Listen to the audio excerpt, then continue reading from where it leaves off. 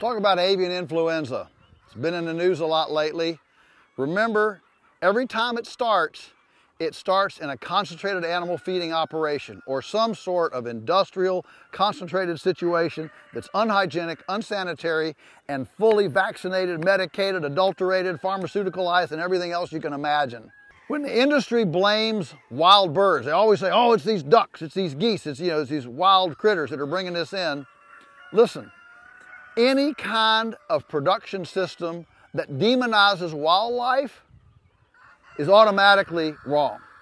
You can't have any kind of actual credible food production system in which wildlife is the enemy.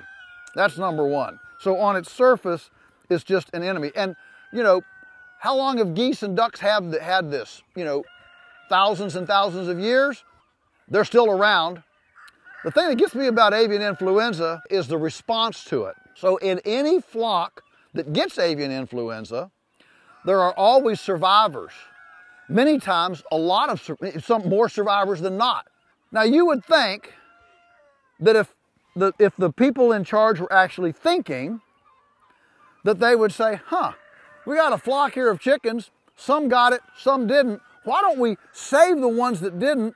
We'll take their genetics and breed them, and maybe we'll actually breed in more robust immune systems. Wow, fancy that. Wouldn't that be cool? No. If you have 10,000 birds in a flock, one bird's got avian influenza, immediately, by government decree, all of them must be exterminated. All of them.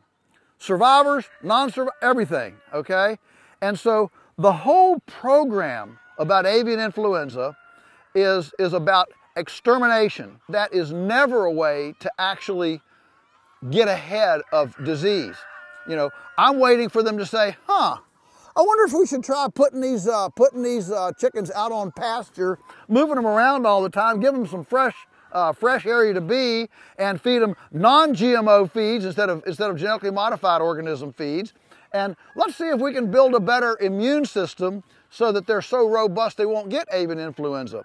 Back many years ago, when high-path avian influenza hit Indochina, remember when it came through Vietnam, Laos, Cambodia, and all that stuff? The UK did some experiments. They found that if a chicken eats 2 fresh blades of grass a day, 2 blades of fresh grass a day, she doesn't get avian influenza, all right? Well, ours are eating way more than 2 blades. And so we trust the immune system, we trust the system. We don't sit here, paranoid and paralyzed in fear. We believe that a robust immune system and an ecologically sound system actually bring functionality and credible solutions to this issue.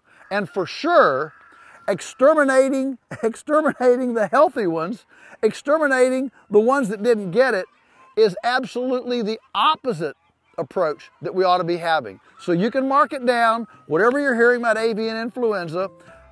I don't know whether it's true or not. I don't trust basically anything the government says anymore. But even if it is true, the remedy is opposite what it ought to be. The whole thing is upside down and backwards. And it's time to restore some sanity to our agriculture system.